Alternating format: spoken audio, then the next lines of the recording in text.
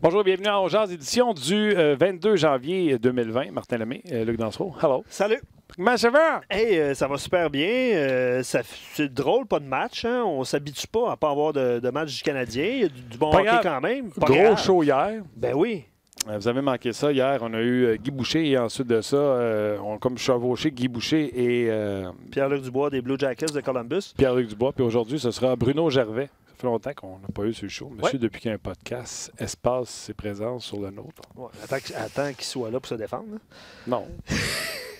C'est ça le truc. Excellent podcast, Max et Bruno d'ailleurs. Oui, et deuxième meilleur podcast RDS.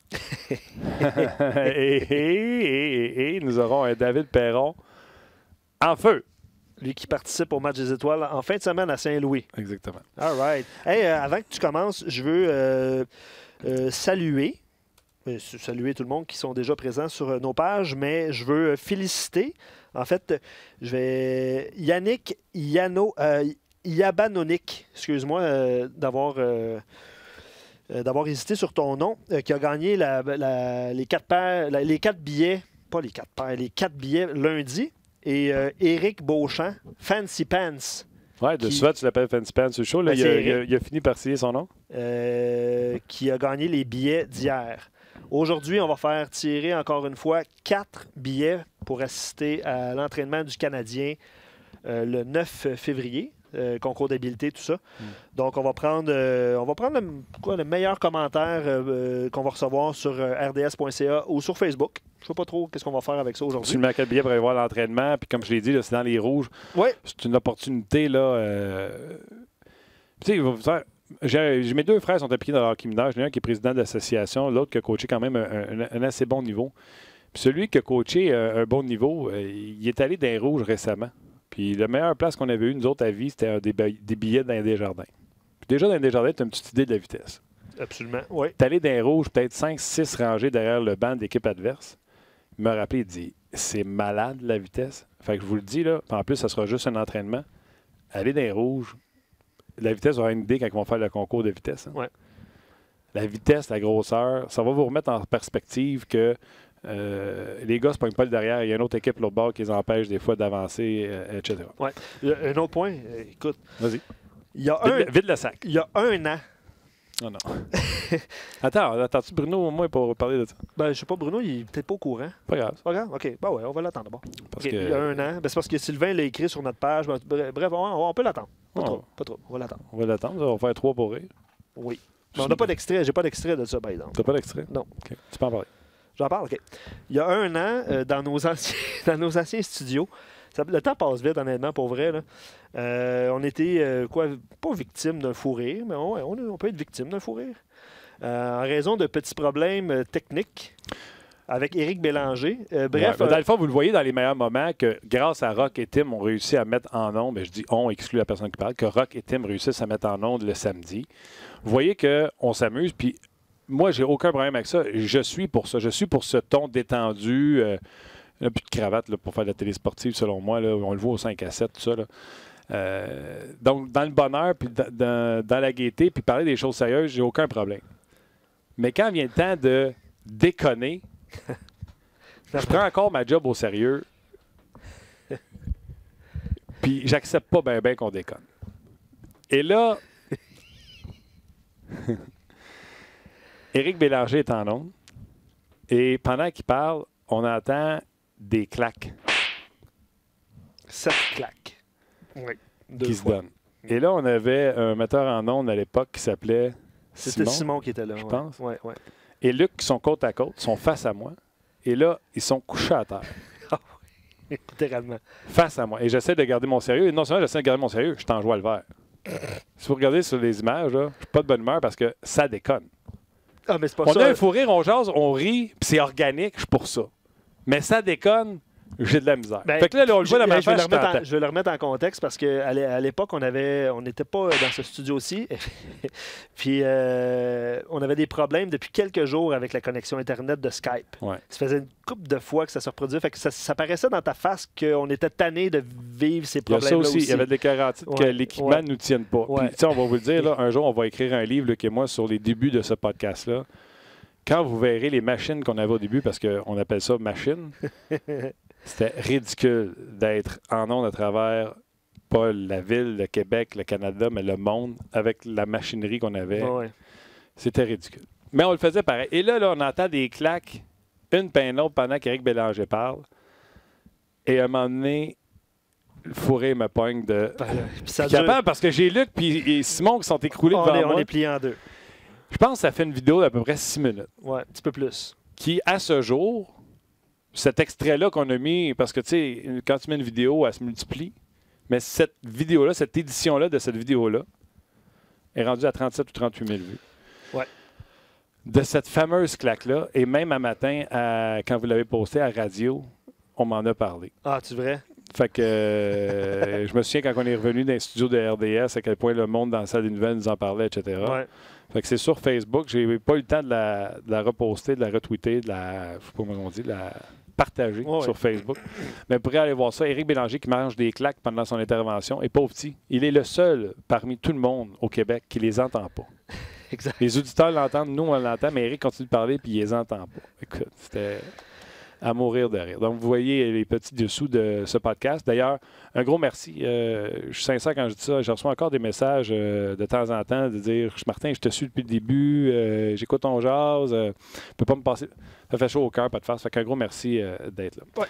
Fait que j'en parlais tantôt. Il est l'animateur du deuxième plus hot podcast à RDS. Bruno Gervais, salut. Salut les boys. Là, Bruno, Max et Bruno, ça marche. J'ai encore écouté tantôt en différé Alain Nasreddine qui est en entrevue avec vous autres. Ouais. Puis je l'ai dit, puis je le répète, les entrevues à On Jase ont donné une saveur différente parce que c'est plus relax, c'est plus... mais c'est un autre niveau encore avec deux anciens joueurs qui parlent avec des gars qu'ils ont rencontrés dans la Ligue nationale de hockey. Fait que je veux te dire chapeau, bravo. Ben merci, c'est le fun. C'est le fun à faire. C'était notre objectif du départ, c'était de réussir à créer un moment, une atmosphère que ça devient relax, ça devient juste une conversation. Puis souvent, c'est des gars qu'on connaît bien, qu'on a eu la chance de connaître comme joueurs, qui sont maintenant sont encore dans leur carrière ou comme dans le cas d'Alain, entraîneur. Fait que c'est super le fun de parler de ça. Puis oui, on parle de ce qui se passe un peu au hockey, mais surtout de la personne, puis toutes sortes d'anecdotes, des histoires qui sortent de là. C'est drôle, hier, avec Alain, justement, j'essayais de trouver des secrets cachés dans le garde-robe de Max. Les deux ont été co-chambreurs, co-équipiers, puis même colocataires. Ils s'étaient acheté une maison ensemble à Roxbury. Fait que j'ai tout essayé, mais j'ai un peu de matériel, mais pas tant que ça. Luc puis moi, je pense quotidiennement, régulièrement, on parle du podcast Max et Bruno. Et Luc et moi, on se demande à quand une plug de On Jase dans ton podcast? Non, mais tu sais, on est le petit nouveau qui se présente à RDS, un peu trop cocky, qui essaie de faire leur place, tasser les vétérans. Non, t'as raison, Martin, c'est ça, tu vois, ça démontre à quel point toi, t'es déjà un professionnel du métier, tu penses à ces choses-là. C'est pas par le fait qu'on refuse de le faire, c'est pas mal plus par oubli et par manque peut-être de compréhension de tout ça. C'est les choses qu'on apprend, tout ce qui est la structure, la mécanique de tout ça. C'est vraiment une belle expérience cette année parce que c'est Max et moi qui est là, puis il y a des détails du métier là, qu'on apprend sur ça. Juste pour que tu te sentes encore un petit peu plus mal, Bruno. Ouais. Pour ceux qui ont raté l'émission Max et Bruno hier, avec Alain Nasreddine, on vous fait entendre à On Jase un extrait de l'émission. Émission que vous pouvez écouter sur le site d'RDS.ca et en balado-diffusion. On écoute un extrait de l'émission d'hier avec Alain Nasreddine. Maintenant que tu es entraîneur, j'aimerais savoir, pendant ta période de joueur, y a-tu des entraîneurs qui ont une grande influence sur ta façon de voir les choses, ta façon de passer le message maintenant? Oui, ben, j'ai eu la chance d'avoir beaucoup de bons entraîneurs au courant de ma carrière. Un qui me vient immédiatement en tête, c'est Claude Julien, évidemment, que le monde connaît à Montréal. Je l'ai eu à Hamilton. Claude, je dirais, ça a été le premier entraîneur. J'étais considéré vétéran dans le temps, peut-être 24-25. Puis, tu sais, quand on dit là, de garder les joueurs responsables, puis j'étais un peu plus vieux, je jouais peut-être pas le meilleur hockey. Tu prends souvent tout pour acquis, puis tu penses que tu vas être automatiquement dans le line-up. Puis je vais tout le temps m'assurer que Claude m'avait pris après une pratique, puis il m'avait dit « Écoute, Alain, là, les choses vont pas bien. Je m'attends à beaucoup plus de toi. Si ça continue de même, on va pouvoir réduire ton temps de glace, puis même peut-être envoyer dans les estrades. Puis ça m'a même marqué. Au début, je n'étais pas content. On a toute la fierté, mais un geste comme ça, ça m'avait resté marqué. Puis je peux te dire que j'avais joué des bonnes parties après ça. Alors, on invite les gens à aller écouter l'entrevue dans son détail complet sur le RDS.ca. Bruno, toi, c'est qui ton coach qui t'a marqué? J'en ai eu plusieurs. J'ai eu la chance d'avoir Guy Boucher comme entraîneur. C'est un ami à toi, puis un collègue maintenant à RDS, mais ça a été un entraîneur. Puis, tu sais, Guy, c'est pas de la comédie, là. Il est passionné comme ça comme entraîneur. Puis ça a été lui, Martin Raymond, Daniel Lacroix. J'ai adoré l'expérience là. J'ai eu, moi, un nouveau junior. J'ai eu un entraîneur qui m'avait marqué. C'était Réal Paiement. Et c'est lui, il m'a amené à un autre niveau, là, niveau de lecture de jeu, structure de système. J'adorais son approche, j'adorais sa vision. Il nous a poussé très, très loin. On était reconnus pour les Devils du New Jersey, du junior majeur à cette époque-là. On était très, très solide défensivement. Ça a été des entraîneurs qui m'ont marqué. Explique-moi donc, j'étais vendredi dernier à Granby avec Max pour un hot stove avec Hockey Québec. Puis on lui a posé la question, l'entraîneur qui l'avait le plus marqué. Puis lui aussi est allé dans le junior. Lui, c'était Benoît Groux. Je pense même qu'il a parlé de gens, là, je pense qu'il a fait du hockey scolaire, qui l'ont marqué. Vous ne parlez pas nécessairement des coachs NHL. Pourquoi? Mais c'est différent. C'est jeune qui a un impact. Tu regardes en Europe, leur façon de structurer les choses dans bien des sports, que ce soit le soccer ou le hockey, les meilleurs entraîneurs sont au bas de la pyramide, sont au départ. Ouais, c'est ce que Max disait. Bravo. C'est là qu'il y a de l'influence. C'est là que c'est important. Ça peut avoir un grand rôle dans la vie d'un athlète et d'une personne. Rendu au niveau professionnel, là, ton style de jeu, il est pas mal fait. Ta personnalité, ton caractère est pas mal fait. Et oui, tu peux le peaufiner puis essayer d'améliorer certaines facettes, mais c'est pas là que tu vas vivre un grand changement. Certains entraîneurs vont te marquer dans des moments clés. Peut-être ta façon de réagir, ta façon de voir les choses. Ou souvent, au niveau professionnel, ça va être l'entraîneur qui va te donner ta chance. Et là, ça va te marquer. Mais quand tu parles d'un entraîneur au niveau développement, au niveau de vraiment te marquer, d'avoir une influence sur toi, ça va être dans les rangs mineurs. OK. Plusieurs sujets qu'on veut aborder avec toi, pas juste avec le Canadien de Montréal, mais la question qu'on pose pour le Canadien, puis je me cache pas, puis je pense que tu n'es pas caché. Il y a des gens déjà qui nous ont écrit qui souhaiteraient que le Canadien se débarrasse des contrats de Weber-Price. Tu as déjà fait ton coming out quand j'étais pas là de semaine de mes vacances en disant c'est pas le temps d'exploser cette équipe-là. Moi, j'ai dit que j'y croyais encore à la saison du Canadien de Montréal. T'es Marc Bergevin, et c'est la question qu'on pose aux gens. C'est quoi ta priorité? Moi, je vais rajouter ceci à la question. Puis, si tu veux, je peux faire l'exercice avant toi, Bruno, pour te mettre sur le spot. Qu'est-ce qui doit arriver pour que ça marche? On l'a dit hier, 24 victoires, 8 défaites, c'est à peu près ce que ça prend pour avoir 99 points. Moi, je pense que ce qu'il faut que ça arrive pour que ça marche, c'est que le Canadien, défensivement, continue de jouer de la sorte, que Scandella donne des bonnes minutes, qu'on soit une équipe qui donne à peu près 2 buts et moins par match, que Price garde les buts sur la tête, qu'on ait un deuxième gardien de but qui est capable de faire le travail une fois semaine. Je pense qu'on a vu le meilleur Carey Price, c'est quand on lui a donné un match de congé. Je ne sais pas si c'est psychologique, ça n'a pas l'air d'être mathématique, mais c'est ce qu'on veut. Donc, que ce soit primo ou via transaction, qu'on aille chercher un gardien de but numéro 2 pour terminer la saison. Que les blessures de Drouin et Gallagher reviennent au retour lundi contre les Capitals de Washington. Si Barron n'est pas revenu, est-ce que je suis capable de vivre avec ça? Et que le Canadien ne soit pas frappé par d'autres blessures importantes. Tu sais, si Nick Cousins se blesse, c'est pas important. Mais si Dano doit quitter la formation, parce que je suis convaincu qu'il est blessé, il joue blessé, là, on aurait des motons d'impatate. Fait que si tout ça arrive, je pense que le Canadien peut s'occuper de ses affaires, ramasser ses points. Puis quand on sera rendu près de 99, on regardera où est-ce qu'on est rendu au classement. Je sais que les équipes ont gagné hier et que les Canadiens reculent.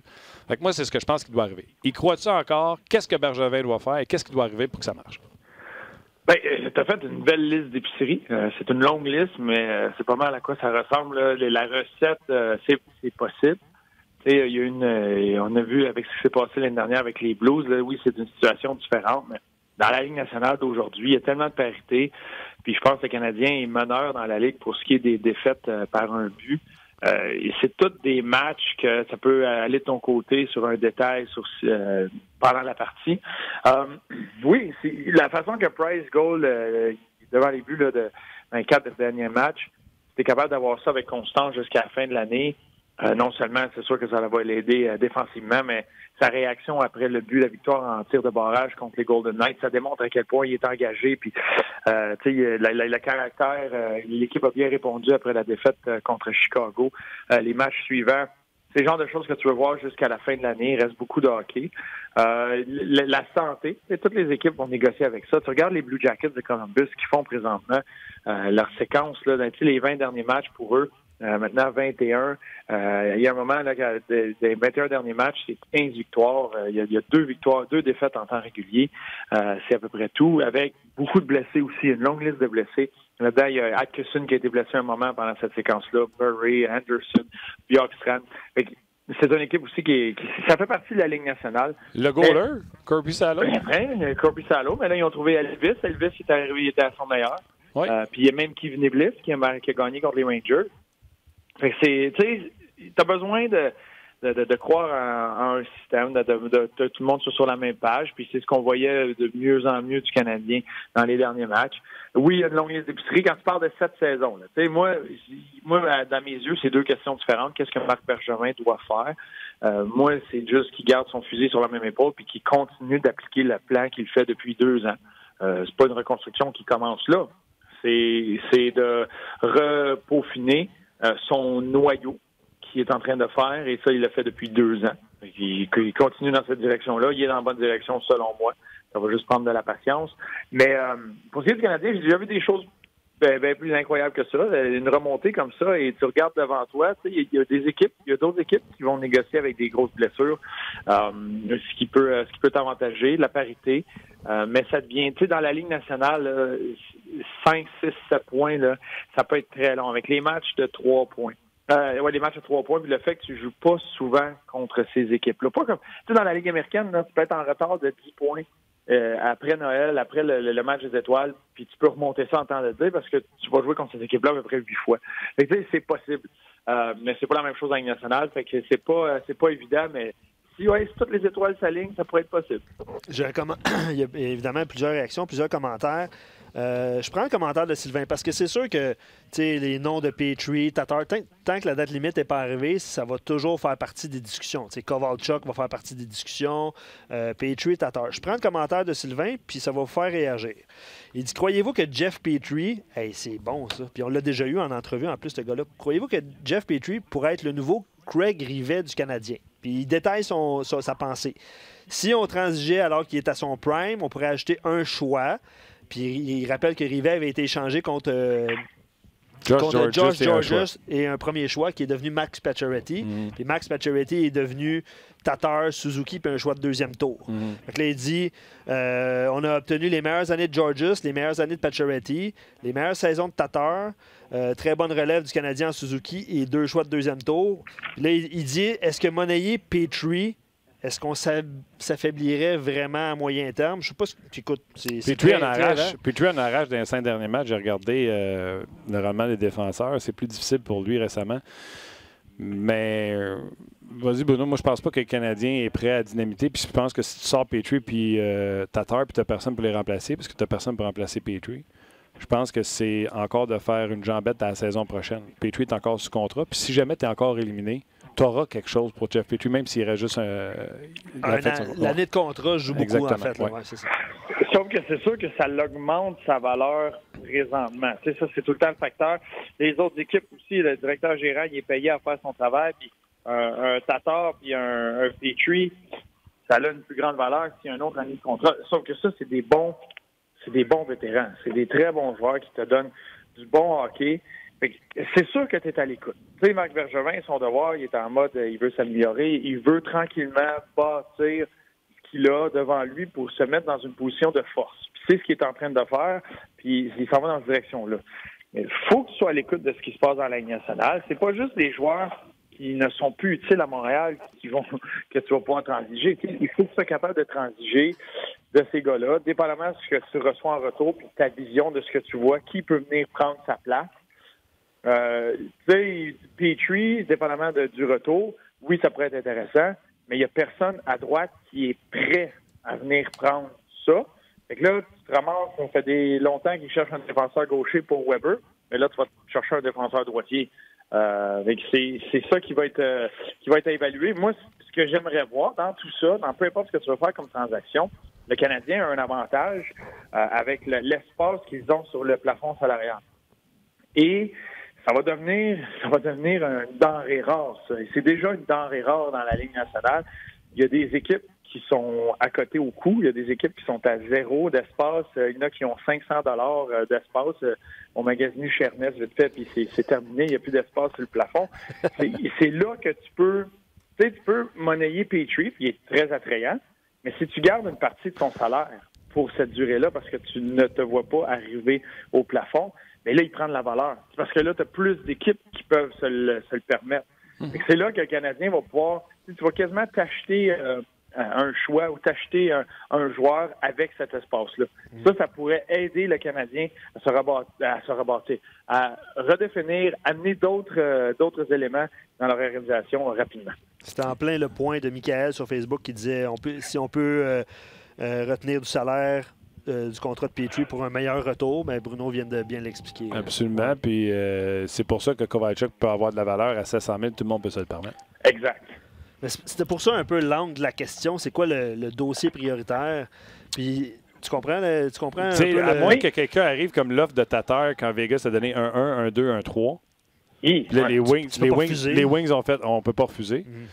À moins que tu aies vraiment quelqu'un qui te swing ça là, for the fence, là, cas de dire.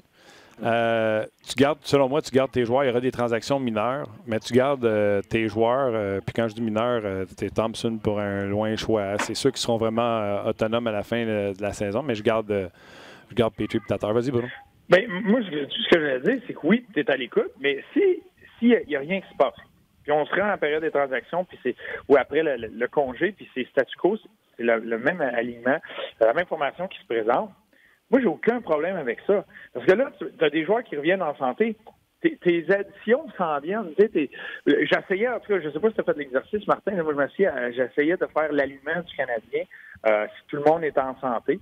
Puis c'est tout le temps quelque chose, mettons que c'est un pont là, que tu vas passer une fois rendu à Rivière, là, parce que par le temps que tout le monde soit en santé, ça se peut qu'il y en ait d'autres qui tombent au combat. Exact. Mais tu as quand même des joueurs qui s'en viennent. Puis là, d'avoir cet alignement-là, avec un Kovalchuk qui est en feu, puis de la façon que tu places tes choses, tu peux donner du bon hockey à ton organisation. Puis ça, c'est important dans le développement de tes jeunes.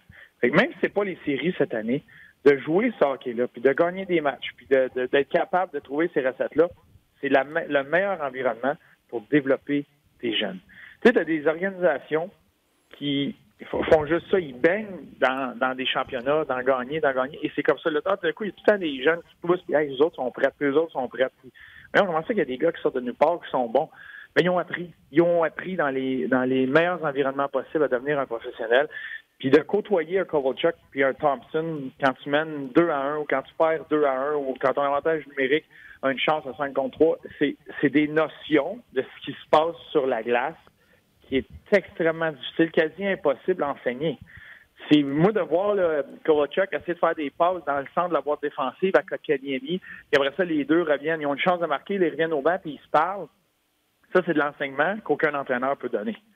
Il n'y a personne qui peut donner cet enseignement-là de la vision d'un gars qui est capable d'en marquer 50 dans la ligue, qui a marqué des buts partout où il est allé, puis il explique à Kotkaniemi, tu sais quoi, recule-toi d'un pied, place-toi là, mets-toi juste sur la hanche du défenseur, vise le côté rapproché, vise dans la partie supérieure, parce que les goalers, la façon qu'ils bougent, ça, c'est des notions là, que tu ne peux pas enseigner. Tu peux enseigner un gars à jouer à la trappe, ou reculer, ou défendre une avance, ou lever ça dans le ou prendre les bonnes décisions. Ça, tu peux enseigner ça.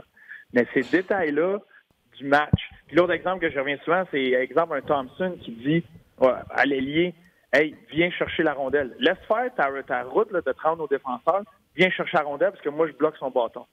Puis là, l'ailier surpris, peu importe, fait ce qui se passe. Après ça, tu te poses la question, tu as une conversation entre les deux, puis là, tu as Thompson qui explique, à soir, j'ai de la misère sur lui, sur son côté revers, il est plus fort que moi. Fait que tout ce que je vais faire, c'est je vais placer mon bâton entre son bâton et son patin, ça va tout bloquer, puis j'ai besoin d'aide le plus rapidement possible. Fait que toi, tu le sais, tu t'en viens là. Ah! Ça, c'est de la notion. Il n'y a pas un coach qui peut arriver faire du vidéo, prendre le temps de décortiquer tout ça, d'être dans la tête du centre qu'il fait, Puis d'expliquer ça à un Kotkaniemi, expliquer ça à un Poehling, ça, c'est ça qui a de la valeur. Fait que là, en plus, c'est des matchs qui veulent dire quelque chose. Au niveau de développement de tes jeunes, c'est la meilleure atmosphère que tu peux créer. Puis c'est là que tu vas développer des gars qui vont un jour être prêts à être tes leaders. Puis donc, le dossier prioritaire, puis les gens commencent à écrire exemple. Martin Denis sur Facebook, il dit signer Kovalchuk. Ouais, ou l'échanger, le signer s'il reste en Amérique. Exact. Et autre commentaire, Kevin qui dit contrat Domi pour ne pas le perdre. Pour rien. Quand il va devenir joueur autonome. Oui, mais il va être autonome avec compensation. Il va être autonome avec compensation.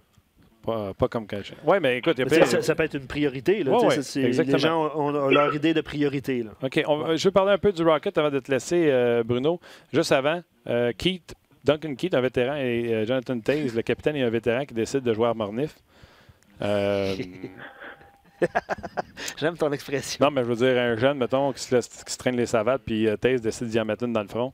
Je comprends. Mais deux vétérans comme ça, c'est parce qu'ils sont tannés un de l'autre? C'est parce qu'ils sont tannés de perdre? C'est parce que quoi? Ben pourtant, ça allait bien. J'ai aucune idée du contexte. Chicago était très bon à juste tasser ça du revers de la main. Là. J'ai adoré le commentaire de Jeremy Colleton, le journaliste qui a posé la question. Il a demandé au journaliste, as-tu un frère, toi? Le journaliste a répondu oui. Bon, tu sais c'est quoi? Moi aussi, j'ai eu un frère, j'ai grandi à ça. Moi, j'ai 2 petits gars à la maison. C'est ça. C'est 2 frères qui sont tout le temps ensemble. Puis là, ils se sont tapés ses nerfs. 2-3 claques, c'est réglé. Puis tu chicanes, c'est réglé. Merci.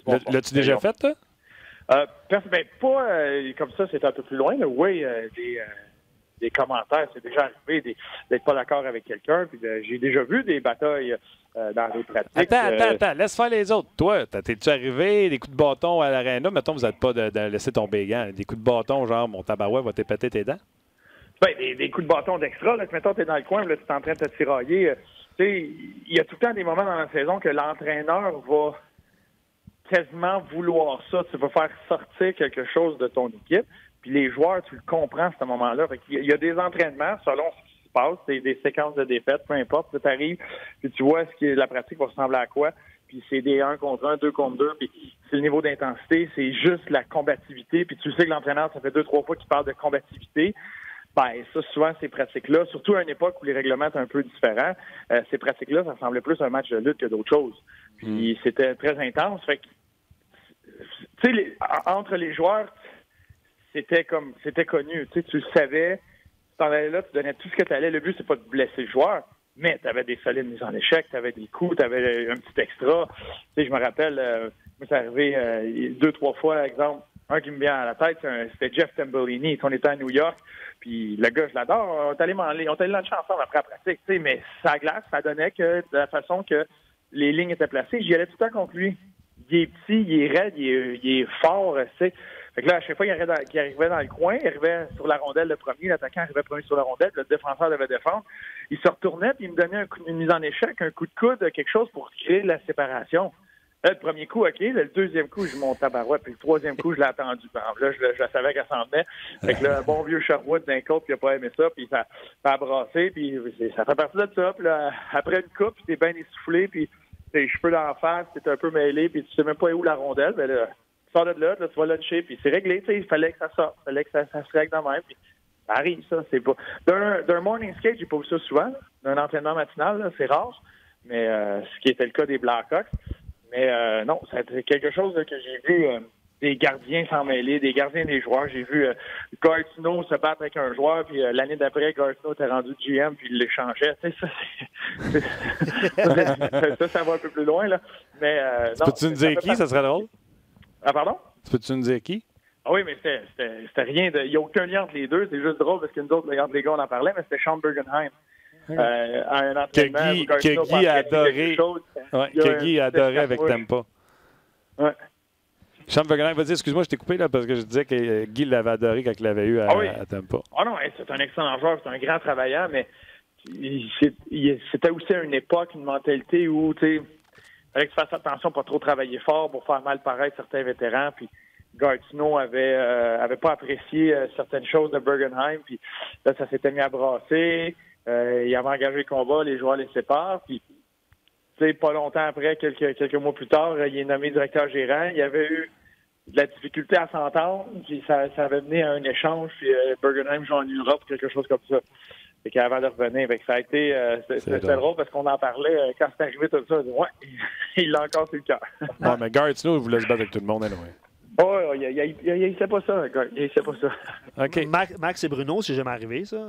En onde ou hors d'onde ou non? Oui. Raconte. Non, je peux pas. Ah ouais, raconte. Non, ça c'est pas on n'est pas encore là, mais oui, c'est arrivé. Max et moi, quand on jouait contre, je peux te dire que c'était tout le temps de l'extra.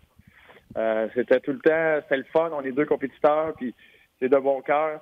Puis c'est arrivé quelques fois aussi hors glace qu'on était en désaccord. Et ça arrive, c'est la beauté des choses, c'est la beauté de l'intensité. Mais là, je te connais pas tant que ça, mais je te connais un peu. Ça doit être dur, ça, chicaner avec toi. Fait que c'est Max qui mettait le trouble, c'est quoi? Eh bien, tu sais, c'est tout le temps la faute à Max. Tiens, ça, peu importe ce qui arrive, c'est de sa faute. C'est de la faute à Max. All right. Parle-moi du Rocket. Le match ce soir présenté à RDS, d'ailleurs. Oui. Oui, présenté à RDS. Et là, ils font face au Crunch de Syracuse. Justement, la troupe de Benoît Gros. Et c'est une très bonne équipe, une équipe très talentueuse. Mais les deux équipes courent là, pour la dernière place en série. Le Rocket 5e, Syracuse 6e. C'est le Rocket à égalité pour le 4e rang, le dernier rang pour les séries. Puis là, ça devient intéressant parce que tu as une équipe qui a été décimée par les rappels et les blessures. Un peu à l'image du Canadien aussi, beaucoup de blessures. Puis là, tranquillement, tu as du monde qui vient en santé. Puis ça commence à être intéressant. Udon continue à être en feu dans la Ligue américaine. Primo va très bien dernièrement. C'est lui qui est devant le filet ce soir. Puis là, tu rentres en mode, là c'est la course aux séries. Et comme je te disais un peu plus tôt, dans la Ligue américaine, l'avantage, c'est que quand tu cours après ces équipes-là, tu essaies de rattraper certaines équipes, c'est sûr que tu vas jouer souvent contre eux. Avec toutes les équipes qui sont devant le Rocket ou contre qui le Rocket se bat pour une place en série, il va y avoir énormément de matchs contre cette division-là d'ici la fin de la saison.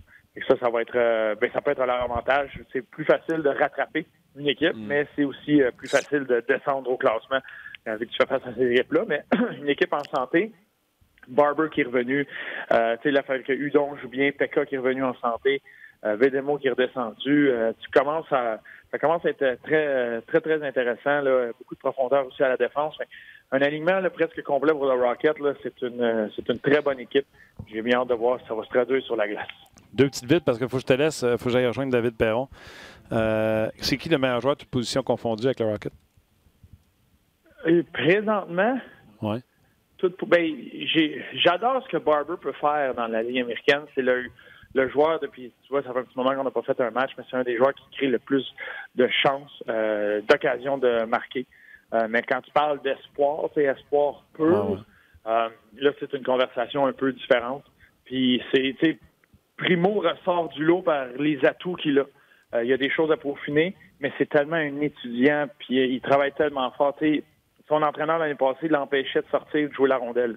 Ouais. Fait qu'au lieu de le développer à ce que sa faiblesse soit meilleure, bien là, c'est devenu un boulet pour lui. Mais cette année, il met tellement de temps et d'efforts là-dessus, il est en train d'améliorer ça. Puis c'en est un. Il y a le gabarit, il y a le calme, il y a la lecture de jeu. Puis là, c'est ce qu'il est en train de faire. Puis j'aime ça, ils prennent le temps de lui laisser peaufiner son jeu.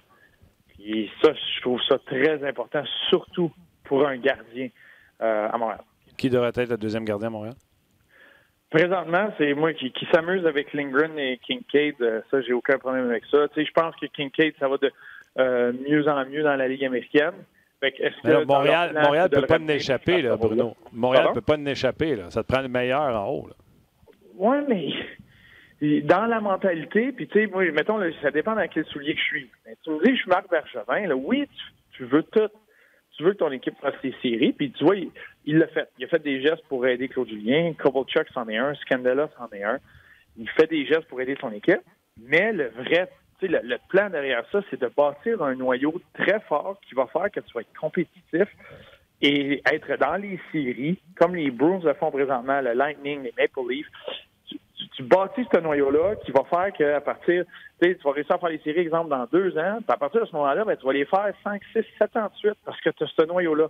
Et dans cette mentalité-là, le but, c'est pas d'amener Primo là, parce que si tu amènes Primo là, quand pour être un backup, c'est pour aider cette année. Bruno? Au détriment du reste. Bruno, tu as nommé Boston puis Tampa? Puis Toronto. Toronto. OK. Boston, Tampa, leur gardien de but numéro 1. Quand il était jeune, il était numéro 2 sur le banc. Vasilevski et Tuukka. Mais vas-y, il a joué dans les mineurs aussi. Oui, mais il a joué longtemps sur le banc avec Bishop. Oui, mais il va arriver là. OK. Mais dis le temps. L'année prochaine. Exemple, là, l'année prochaine. L'année prochaine, moi le scénario, là, on s'amuse, on pitch le scénario. Là. Le Rockets fait les séries cette année, une belle run en série qui se rend le plus loin possible. C'est une bonne équipe. C'est Primo qui est ton gardien, qui vit tout ça, qui peaufine. Puis l'année prochaine, c'est ton backup à Montréal. J'ai aucun problème avec ça. OK.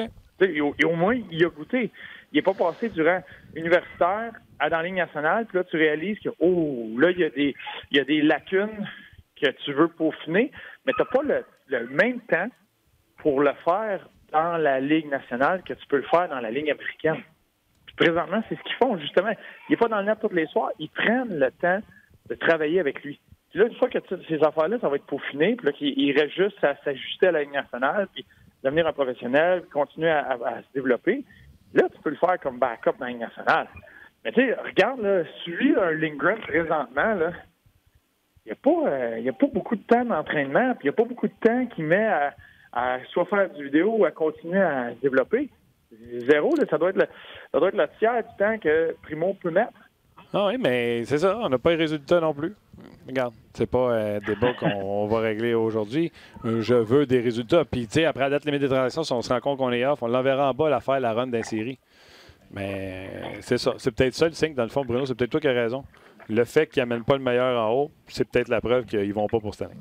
Bien, Primo a eu des hauts et des bas. Moi, je te parle d'un espoir. Tu sais, je te parle que lui a le potentiel dans une situation de son âge, que tu le regardes, ce qu'il a fait.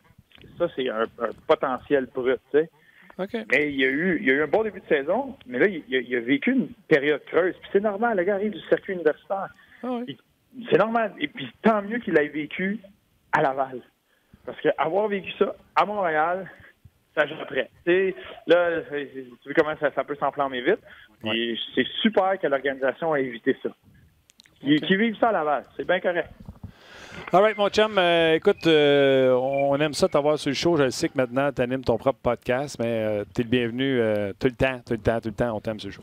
Ben, merci, Martin. Tu es comme un vétéran qui m'a pris sous ton aile, un peu comme Dave Perron fait que les gars à Saint-Louis. Je dirais un gros salut à Dave. Il est venu justement sur Max et Bruno. Puis, oui, on a passé un extrait. Ouais, J'ai même pas passé cool de l'avoir. Il a dit plein d'affaires qu'il dit hey, j'aurais jamais dit ça à Martin, mais je suis content de vous le dire à vous autres. Moi, il m'a dit les autres ici me travaillent au corps, m'amener des médias. On va se lancer. Nous autres, on y a déjà offert dans le titre, là, c'est On jase. Nous autres, on a déjà dit que ça allait être Max, Bruno et David. Puis on est même prêt à placer son nom avant. Ça a changé, non, Écoute, je peux pas dire, puis je m'en dire, je vais le dire, mais je peux pas te dire où tu vas faire ce que je te ferai. Fait que va donc chez le bonhomme. All right. Bon match. Ciao, buddy, on te regarde à soir. Bon match ce soir. Salut, là. Ciao, Salut. buddy. Éric sur Facebook, on va y aller rapidement parce que David attend. On va mettre fin au Facebook Live dans quelques instants, juste lire quelques commentaires. Éric, je comprends pas pourquoi on n'amène pas Primo pour finir la saison et préparer pour seconder Price l'an prochain. Je pense que Bruno a émis son opinion là-dessus. Philippe Lévesque, il dit « Je suis embêté avec Kovalchuk. Ma logique dit on l'échange. Ensuite, je me dis il produit, il y a une bonne chimie dans l'équipe, donc on le signe. Et après, je me demande si on lui donne 5 millions pour un an, puis mettons qu'il ne produit pas l'année prochaine. Puis il termine en disant « Fiou, c'est pas moi, Marc Bergevin. » J'adore ça. Je trouve que c'est exactement ça doit être comme ça qu'il doit se demander qu'est-ce qu'on fait. Mais il y a quelqu'un aussi qui a écrit tantôt, il dit « J'ai arrêté de regarder les matchs canadiens. Quand Kovalchuk est arrivé, j'ai recommencé. Même si le Canadien ne fait pas les séries, j'aime regarder les matchs à cause de Kovalchuk. » On a eu ces commentaires-là. C'est sûr. Donc, merci aux gens de Facebook Live. Je vous rappelle qu'on va faire tirer 4 billets. On va prendre le meilleur commentaire pendant l'émission. Donc, on va communiquer avec le gagnant un petit peu plus tard cet après-midi. Mais transféré sur RDS.ca parce que David Perron s'en vient. Oui, puis je lui ai parlé tantôt, puis d'après moi, il est en forme. Fait que faites le switch tout de suite pour arriver sur le rds.ca. Voilà. Est-ce que j'y vais dans un commentaire? On va avec David. Shoot avec le commentaire. Après ça. King Babillard, qui écrit souvent sur notre page, je pense que c'est Eric, il dit « Je ne suis pas convaincu qu'un directeur gérant donnerait vraiment un deuxième choix pour Covey. Il a été longtemps agent libre, on l'a signé pour une bouchée de pain. Comment un directeur gérant va expliquer qu'il donne un choix de deuxième ronde alors qu'il pouvait l'avoir pas cher il y a quelques semaines? » C'est des questionnements qui sont posés sur rds.ca. Gus dit, on parle des jeunes. Le problème, c'est qu'aucun des jeunes à l'organisation sont des game changers. Suzuki deviendra un maximum... s'il devient ça, par exemple, il dit un maximum 75-80 points. Il m'a dit, c'est déjà pas pire. Kotkaniemi, 70, c'est pas pire. C'est excellent. Caulfield sera un marqueur. Pas de Crosby, pas d'Ovechkin, pas de duo Kane-Taves. Mais par contre, là, si c'est 75-80 points, c'est 10 points. Là. Regardez les Blues de Saint-Louis. C'est une bonne comparaison. Puis excellent lien. Parlant des Blues de Saint-Louis, on va les rejoindre. Monsieur Match des Étoiles lui-même, David Perron. Salut. Salut, Martin. Comment ça va? Super bien, toi? Ça va. Moi, ça va bien, mais là, on fait une entrevue mercredi passé, je me souviens bien, puis là, on raccroche, puis tu joues une game, je pense, le soir même. C'est assez rare qu'on se parle en plus les game day. Puis, tu t'es choqué pendant la game? Ah, tu m'as frustré pendant le matin, fait qu'il fallait que je sorte ma frustration ce soir. Qu'est-ce qui est arrivé? Non, c'est ça. Regarde, une petite scrum là, dans un coin. Il restait quelques secondes à faire la période, puis avec Konecki, puis je pense que Giroud était là-dedans, etc. Bref, j'ai essayé d'y enlever la rondelle, puis il a comme pris un peu une run vers moi. Puis tu sais, il veut pas que toutes les blessures à la tête que j'ai eues, il m'a comme pogné sur le bord de l'épaule d'un coup. Donc, j'ai répliqué. J'essaie de rester en dehors de ces affaires-là souvent, là, parce que les raisons que je viens de te mentionner, là, à cause de ces raisons-là, mes blessures, etc. Mais effectivement, là, je l'ai comme pogné là, sur l'épaule. Puis moi, dans ma tête, je l'avais pogné dans la face après, jusqu'à temps qu'on ait vu le replay dans la chambre, etc. Donc, j'étais un peu stressé d'avoir un appel pour soi, une amende, etc. Puis effectivement, George Parros, le lendemain, m'a appelé pour me parler de la situation. Puis il disait, je sais que t'es pas un joueur de même. Essaie de rester en dehors de ces situations-là. Si tu le pognais dans le visage, j'avais pas le choix de le CV, d'augmenter ça un autre selon la situation. Puis, tu sais, je veux pas avoir à faire ça si c'est pas nécessaire. Donc, tu sais, c'est un warning, si tu veux.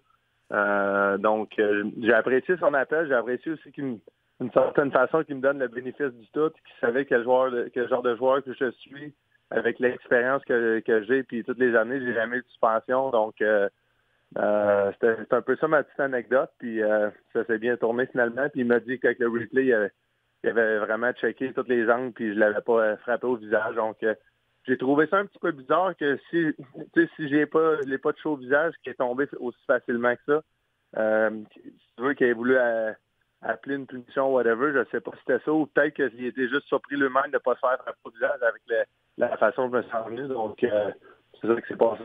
Oui, c'est peut-être un réflexe. Il a peut-être voulu vendre la punition. Oui, mais tu sais, c'est pas ça que j'essaie de dire. Là. J'essaie pas de dire que c'est un... Mettons, souvent, c'est comme un bâton élevé. Là, ça te passe sur le bord de la visière, puis on est tellement habitué, on connaît notre espace. Tu réagis, mais une seconde après, tu sais que tu n'as pas été touché. Fait que tu te sens mal d'avoir réagi, mais c'est peut-être ce cas-là dans sa part. De sa part, là, il est venu vers moi, il a un peu fait la même chose, donc j'avais envie de répliquer parce que ça m'avait clairement offensé. Donc, je m'attendais à ce qu'il soit un petit peu plus près que ça, mais finalement, ça a bien viré, personne n'était blessé, j'étais bien content. Avant que je revienne sur la game, Parros, c'est courtois comme appel ou il y a un petit ton paternel qui te chicane, mettons? Ben, je le connais, moi, Georges. Je l'ai croisé à Vegas quelques fois, il y a 2 ans. Il habitait là durant cette année-là pas mal avec sa famille. Donc, je suis pas mal sûr de pas l'avoir connu. Tu sais, ça aurait pu être différent, mais encore une fois, la confiance, après 13 ans de carrière, pas de suspension, sachant un joueur que je suis, etc., je pense que il est conscient que c'est pas n'importe quoi. Puis il connaît qui. J'ai été tout de suite sur la glace, là, en troisième période, je me suis excusé, j'ai dit, t'es-tu correct? Il dit, ouais, il dit, garde, je sais que t'as pas voulu avoir l'intention de me frapper de cette façon-là, etc. En tout cas, regarde. Hey, ça a bien viré. Arrête, tu t'es excusé. C'était ma prochaine question. Il a scoré en power play pendant ta pénalité. Comment Raconte-nous donc, tu sais, des fois, on dit Domi, il n'a pas longtemps, pris une punition stupide, il s'est fait justice, ça a coûté un but, Julien l'a benché.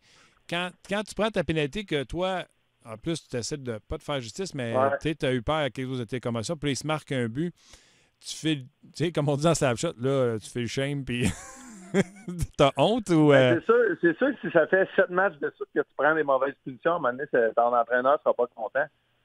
Dans mon cas, ça faisait, là, je pense j'avais pris une ou deux punitions le match d'avant, mais avant ça faisait une vingtaine de matchs que j'avais pas eu de punition. Je pense que j'en avais eu un autre, mais c'était un 4 contre 4. Tu sais, donc, oui, tu te sens mal, mais la réalité, c'est que si tu veux faire une différence dans le match, il faut que tu tournes la page là-dessus. Puis, juste par rapport à l'altercation qu'il y a eu entre moi et lui, tu sais, je suis capable d'être humain, puis je m'en fous qu'il ait marqué, pas marqué. Que ce soit moi qui ai sorti du banc de punition puis qui est en breakaway puis je score, j'aurais fait la même affaire. Là. À un moment donné, il faut que tu regardes de sortir de la game de ce côté-là. Puis de réaliser que oui, le geste que j'ai fait, si je le pognais au visage, non seulement ça aurait pu le blesser, mais tu sais, ça aurait pu être un peu différent. Donc, tu sais, c'est pas le genre de joueur que je veux être, puis je ferais ça avec n'importe qui. C'est de la maturité, ça, ou tu as toujours été comme ça? Bah, je peux pas te dire que j'aurais réagi tout le temps de même de cette façon-là. Ça va dépendre quel joueur tu sais aussi, peut-être. Il y a différentes situations en tous les jours, là, mais oui, j'essaie de... J'imagine que la maturité, comme je te dis, l'expérience au travers des années, sachant qu'il ne veut pas plein de joueurs que ça fait plusieurs années qu'il est dans la Ligue déjà, ça doit faire 4, 5, 6 ans, lui, qui est là. Tu sais, à un moment donné, les joueurs, on se croise. Quand on joue contre Chicago, par exemple, c'est notre plus grande rivalité là, dans les bonnes années avec Saint-Louis, puis quand je joue contre Patrick Kane, contre Jonathan Toews, Seabrook, ça fait 13 ans qu'on joue contre. Là. On a un certain respect pareil entre nous autres. C'est clair. OK. Là, vous tirez de l'arrière 3-1 à ce moment-là. Dans nos têtes de fans, nous autres, on se dit, là, les gars se sont ralliés derrière la situation, la pénalité, ils prennent les devants 3-1, puis là, vous êtes ralliés, vous avez réalité. C'est ça ou c'est pas ça pantoute? Pas ça pantoute. Ah, maudit. la différence, c'est que oui, on veut gagner chaque match. Puis oui, des fois, il y a des moments de ralliement dans un match, mais de mon côté, je trouve le plus possible que tu te sors de ces moments-là, tu raides pas trop la vague. Fait que quand la vague est positive, c'est bien le fun, là, tout le monde est fort, puis ça va bien. Puis quand la raid est négative, ben là, tu fais quoi pour t'en sortir? Donc, je trouve le plus qu'on reste un step back là-dessus, sur soit le moment positif ou négatif, tu gardes un peu plus la ligne à milieu. Selon moi, tu es capable de faire une différence. Selon moi, quand ta rondelle sur ta palette, tu n'es pas stressé. On a parlé, je me rappelle, j'étais à Dallas là, quelques semaines avant Noël, puis tu me disais, Canadien de Montréal, les joueurs, comment tu fais pour s'en sortir? Ben, je l'ai dit, tes meilleurs joueurs, il faut qu'ils soient patients dans tous les moments, qu'ils sortent des petits jeux, qu'ils sortent des gros jeux. Ben, c'est la même façon que je vois ça. 2 derniers matchs, celui de Philadelphie qu'on parle, 22 minutes 40, près de 23 minutes. 21 minutes 17 après ça au Colorado. Es-tu brûlé après ces games-là? Non, j'adore ça. On dirait plus que tu as du temps de glace, plus que tu joues bien, plus que tu te sens en confiance, justement. Je veux pas parler de la situation à long terme avec Kovalchuk à Montréal ou qu'est-ce qui s'est passé à LA, c'est pas de mes affaires. Par contre, tu vois la différence quand un joueur joue 12 minutes avec du talent, un gars qui a du talent, puis là, il tombe avec 18 minutes à Montréal, puis en ce moment, il fait une différence. Donc, good for him, puis good pour le Canadien. Mais c'est la même chose pour moi, puis contre le Colorado, ça a été une défaite que, oui, j'étais un peu plus déçu, oui, j'étais un peu plus frustré parce que je trouvais qu'on méritait plus. Je trouvais qu'on a fait des petites erreurs inutiles. Puis je trouvais que notre énergie était bonne. Puis c'est une des équipes qu'il va falloir passer au travers pendant les séries si on veut continuer d'avancer. Donc, c'est un bon match. OK. Parle-moi du Canadien, dans le sens qu'on faisait un show, puis on se disait juste pour participer aux séries, mettons que ça prend 99 points. Le Canadien doit avoir 24 victoires dans les 32 prochaines, c'est-à-dire 24-8. Vous l'avez vécu, pas il y a 10 ans, l'an passé. Je ne sais pas à quel point où tu étais rendu au mois de janvier. Là. Les gens, puis les Canadiens, c'est pas l'équipe des Blues. Là, ils n'ont pas les mêmes joueurs, là, on va être honnête. Là. Mais comment les fans ou comment les joueurs doivent voir ça? Parce que la pente est quand même abrupte en termes de points. Je parle même pas des autres équipes. Moi, ce que je dis, c'est arrangez-vous, gagnez vos points, puis après ça, on regardera avec les autres. T'sais. Non, ça, faut que tu lâches les autres équipes. Puis c'est plate à dire parce que là, je parle à beaucoup de partisans au Québec, mais il faut que tu lâches les partisans dans ta tête. T'sais. faut que tu arrêtes de penser à ce qu'eux ils pensent. Puis il faut que tu joues ta game dans ta chambre, puis tu penses juste à ce que les gars pensent dans la chambre. Tu trouves le moyen de gagner des points de différentes façons. Puis c'est de même que tu accumules les victoires. Des fois, tu as une séquence de 5-6 victoires. Puis à ta deuxième victoire sur 6, ben peut-être que tu ne méritais pas la game, mais tu as trouvé le moyen de gagner. Puis là, tout d'un coup, les médias, tout le monde autour, parle à quel point que le Canadien de Montréal joue leur meilleur hockey de la saison. Puis dans ta chambre, ben faut pas que tu embarques là-dedans, c'est que c'est peut-être même pas vrai, mais tu as trouvé le moyen de gagner, puis c'est ça qui compte. Donc, je pense que c'est de même que moi je vois ça. Je pense que c'est de même que les équipes, comme les Blues l'année passée, on a réussi à faire, mais c'est de même qu'on voyait ça. Donc, c'est super intéressant la dynamique qui se passe dans une équipe quand tu mets à gagner des matchs, puis même si tu trouves pas le moyen de jouer du bon hockey. Je trouve que ça te donne du jus pour vraiment vouloir continuer à t'améliorer. Puis oui, un marché comme Montréal, mais c'est sûr qu'à la maison, tu ramasses des victoires de même.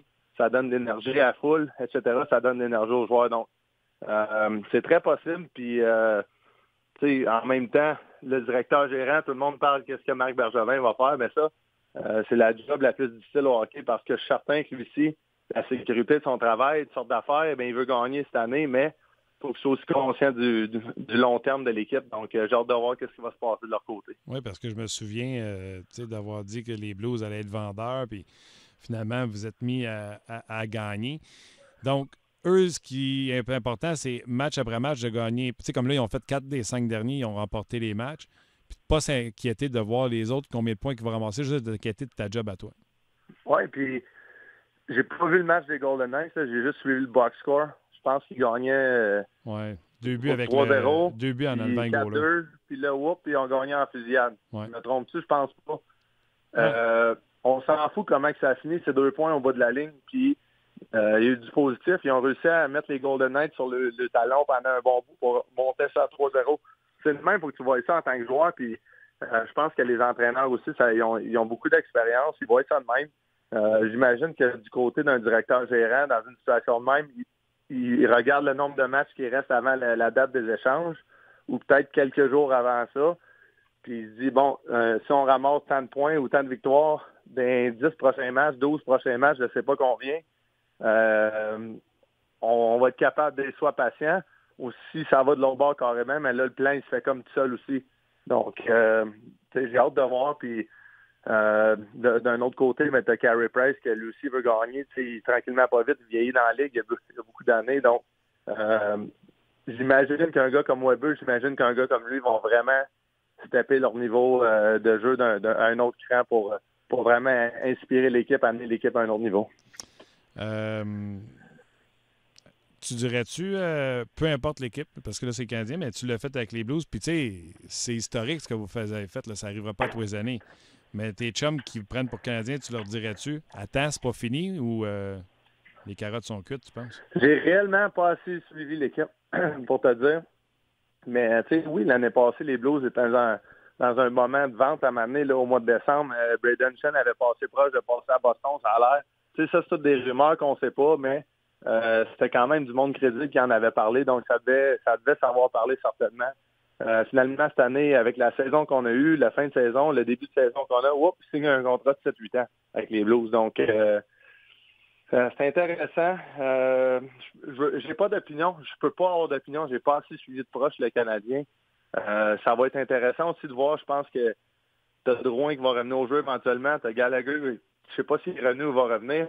Puis là, t'as Kovalchuk qui joue bien, mais là, c'est tous des gars top 6. Puis là, ils vont quoi Kovalchuk, étant donné que ils ont déjà leurs joueurs, puis tu veux pas enlever la confiance à Drouin, tu veux pas enlever la confiance à Gallagher, puis là, t'as Kovalchuk. Donc, j'ai été impressionné du bargain que l'équipe a fait avec lui. Avec son contrat, il n'y a aucun risque. Puis on sait tous que Kovalchuk n'ira pas jouer dans la Ligue américaine. Si ça marche pas, puis il mettrait ses waivers pour aller dans la Ligue américaine, mais il va prendre sa retraite probablement. Donc, très belle acquisition. Puis je pense qu'un gars comme lui, il l'a dit, il n'a jamais joué dans un marché comme Montréal, que le hockey était incroyable. Les partisans sont dedans. Puis ça, un gars de même, ça donne de l'énergie. Mais dans le fond, ce que je veux savoir, il n'y a pas un joueur qui a abandonné. Tu sais, tu l'as vécu l'an passé. Puis... Ben non. S'il y a de quoi, c'est le contraire. Les gars, ils pensent peut-être trop au hockey. Le break va peut-être faire du bien de ce côté-là. d'essayer de décrocher. Ça fait sûrement 1 mois, 2 mois qu'ils entendent parler de hockey puis qu'ils sont dans leur tête pour essayer de trouver le moyen de continuer à gagner des matchs. Donc, ça va peut-être leur faire du bien de ce côté-là. Surtout les meilleurs joueurs de l'équipe, là, qu'eux, ils ont vraiment le destin de l'équipe dans leurs mains un peu plus. Donc, j'ai hâte de voir comment ils vont réagir après tout ça. Quand on tweet David Perron, premièrement, merci. Tu es à 49 points en 49 matchs à la pause. Alors, je te remercie d'avoir tenu ta parole. Mais il y a quelqu'un, puis là, je ne retrouve pas le tweet juste pour faire exprès. Il y a quelqu'un qui a tweeté ta production de points dans les 2 dernières années. Tu es proche, tu as eu beaucoup de points l'an passé aussi par rapport au nombre de matchs que tu as joués. Puis que tu étais. Mon chum m'a envoyé ce tweet-là. C'est un gars d'athlétique de Toronto, quelque chose de même. Oui, tu es parmi les meilleurs de la Ligue. Puis là, je trouve pas le Christy tweet pour t'en parler. Oui, mais c'est pas grave, je l'ai en tête. Puis je peux te le dire vite, c'est drôle pareil. Parce que ça fait du sens. C'est mes statistiques des 3 dernières saisons. Puis évidemment, ça a bien été avec Vegas, avec les 2 dernières saisons. Moi, je compte que même l'année d'avant à Saint-Louis, par rapport au rôle que j'avais, je trouvais que j'avais une bonne saison. J'avais autour de 45-47 points. 48 points en 80 matchs, évidemment, en jouant sur un 2e, 3e trio, en jouant sur le 2e avantage numérique, puis, tu sais, des 14-15 minutes, là. Donc, 16 minutes tête, mais tu sais, c'était pas qu'est-ce qui se passe dans les 3 dernières saisons. Donc, j'avais été satisfait de ma saison côté production. À un moment donné, tu peux pas demander à un gars de 3e trio d'avoir 70 points, là. Tu sais, on est conscient de ça. Mais aussi, le tweet disait... Je pense, sur les top 20 de la Ligue, t'as 19 superstars, puis t'as le gars de 31 ans, David Perron. Puis mon chum m'a envoyé ça, puis on riait bien de ça. C'est juste plaisant pour moi de voir ça. Il n'y a aucune rancune, il n'y a aucune frustration. Je suis conscient de où je suis dans ma carrière. Puis inquiète-toi pas, je veux continuer de travailler pour rester là-dedans. Mais c'est vrai que c'était drôle à voir comme tweet. Tu peux-tu le retweeter, ça? Non, mais je veux pas embarquer là-dedans. Pour vrai, je l'aurais sûrement pas vu. 1, tu m'en as parlé, puis 2, c'est mon chum. Okay. Un de mes chums qui a rapport dans le hockey en ce moment, là, qui travaille dans le hockey pour une organisation de la Ligue nationale qui m'a envoyé ça, puis on riait bien de ça. C'est bien drôle. OK, aussi, on apprend une chance que je regarde Twitter, tu me l'aurais pas dit, mon tabarouette. Dans le Nouvelliste, David Perron fait le bonheur d'un jeune patineur. Je ne sais pas si tu as vu le journal le matin, mais il y a c'est une autre affaire que j'ai reçue un matin, ça. Raconte-moi. Regarde, je suis au Québec. Il n'y a pas de patinoire à Saint-Louis trop. Mes enfants ont passé beaucoup de temps quand même ici au Québec cette année, en hiver. Puis, tu sais, mon petit gars, il a 4 ans. Il a patiné, mais il se tient debout, il tombe. Puis, le plaisir de patiner, il n'était pas encore là. Fait que là, on parle de patin dans les journées avant que je revienne de ma pause. Il était déjà ici. Je dis, bon, vas-tu patiner? Ouais, pas trop. Je l'ai amené patiner au parc où j'allais quand j'étais jeune à Sherbrooke, pas loin de chez mes grands-parents. Puis c'est vraiment la première fois qu'il a trippé, il voulait pas s'en aller. Il tombait, ça relevait, jouer au hockey. Je vois un petit gars qui est là, il patinait autour de nous autres, puis je me demandais, tu sais, il n'y a pas de bâton. Fait que là, à un moment donné, je le voyais, il rôdait autour de nous autres. Puis j'étais avec ma mère, elle était là parce que ma petite fille était là aussi, puis je savais qu'elle n'allait pas patiner plus jeune. Mais j'ai dit à ma mère, je pense que j'ai un autre bâton, puis ça donne que c'est un bâton plus jeune, genre un 50 flex dans mon auto. Va le chercher, puis je vais demander aux jeunes s'il veut jouer. Puis moi, dans ma tête, je me suis dit, s'il joue puis il a du plaisir, je vais lui laisser le bâton, ça va me faire plaisir, tu sais. J'en fais souvent des affaires de même, puis ça me surprend que ça l'ait sorti, puis je fais pas ça pour ça, clairement, là. Fait que finalement, le jeune a joué nous autres pendant 1 heure et demie. Mon petit gars voulait pas partir. Le jeune, il avait du fun au bout. Puis finalement, je donne le bâton. Puis j'ai dit juste avant de partir, j'ai dit, tu veux-tu le hockey brièvement, puis qui je suis, tout ça. Ça me fait plaisir, puis j'espère qu'on va s'en croiser. Ça finit même. Je reçois une photo le soir même d'un de mes anciens amis de quand j'étais plus jeune que je connaissais. Martin Laprise, c'est le fils de sa blonde maintenant, dans le fond. Il me montre la photo de son gars à sa blonde, puis là, je pars à rire du crime. Quelle coïncidence, je peux pas croire que c'est le fils de sa blonde. Puis bref, un matin, j'ai reçu une photo de ma mère qui a checké le journal, qui avait mis un article dans la tribune de Sherbrooke. Donc, c'est des petites histoires de même que je faisais clairement ça. Aucunement avec les intentions de passer dans le journal, puis c'est une belle histoire qui est sortie finalement. On va dire que la saison que tu n'as pas besoin de ces histoires-là pour être dans le journal. C'est sûr que tu faisais pas ça pour être là. Non, vraiment pas. Puis j'ai ma fondation Sherbrooke pour aider les jeunes à jouer au hockey s'ils ont besoin d'aide. Puis, tu sais, je dis Sherbrooke, mais ça peut être un peu plus partout. On étudie les cas. Puis c'est pas moi qui étudie les cas, mais j'ai toujours dit à tous les gens de ma fondation, ces exemples-là, c'est ça qui me fait le plus plaisir de faire ce que je fais. Ça me fait plus plaisir que ça. Le petit gars, il est tout content aujourd'hui, je le sais, il a un bâton de moi à signer, blablabla. Je m'imagine dans sa peau, ça va être de la fun, mais pour moi, ça me fait plus de plaisir que lui peut même en avoir. Puis honnêtement, ça m'aurait fait plus plaisir que ça passe pas dans le journal parce que je trouve que c'est le fun de faire des actions, tu sais, dans l'ombre de même. Tu fais tes affaires, personne n'entend parler. Mais c'est correct que ça allait sortir aussi. Il y a une expression qui dit dis-moi avec qui tu te tiens, je te dirai qui tu es. Je suis pas mal fier de te compter parmi les chums avec qui je texte le plus souvent. Ouais, mais regarde, je te dis, Martin, c'est super le fun. On a une belle relation. Ça fait 3-4 ans déjà qu'on fait ça toutes les semaines. Je te l'ai déjà dit, je l'ai dit en ondes. Je pensais aucunement que ça allait passer plus qu'une saison dans ma tête. Non seulement je savais pas tes intentions, puis moi, je me suis dit, bon, je vais faire ça une saison. Puis la première saison, je trouvais que la semaine d'après, ça venait vite. Souvent, je n'étais pas préparé. Maintenant, j'y pense plus, puis je sais que ça s'en vient. Je sais de quoi qu'on va parler. J'ai du plaisir en masse, puis j'espère que ça va continuer de même. Tu as le cœur sur la main, c'est surtout ça que je voulais te dire, mon chum. Puis ça n'a pas rapport avec moi, ça a rapport avec ce que tu fais autour de toi. Parle-moi de ton voyage. Là, tu t'en vas avec la famille, là? Tu t'en vas pour ton match des étoiles, ton moment? Oui, exactement. Ben, tu sais, c'est aussi leur moment. Là. Regarde, une autre affaire que j'ai faite en revenant j'étais souper chez mes grands-parents ce soir-là que j'étais à patinoire, justement. Puis l'équipe, on a fait faire les joueurs une bouteille de vin avec un logo de la Coupe Stanley. Wow. Je l'ai amené chez mes grands-parents, puis on a bu une coupe de vin parce que ça fait partie qu'eux aussi, ils m'ont aidé à me rendre là. Mes parents, c'est des moments là, qui sont incroyables pour moi. Donc, ça me fait plaisir de revenir. Puis, c'est la même chose pour le week-end du match des étoiles. C'est pour moi, mais c'est pour eux autres. De voir mon petit gars qui va courir dans la chambre puis qui va avoir des Kane, des McDavid, je suis pas sûr qu'il va le réaliser. Là. En fait, je suis sûr qu'il le réalisera pas. Mais un jour, il va le réaliser. Puis ça aussi, ça me fait plaisir. Je suis content de pouvoir l'amener là. Prends des photos, mon homme.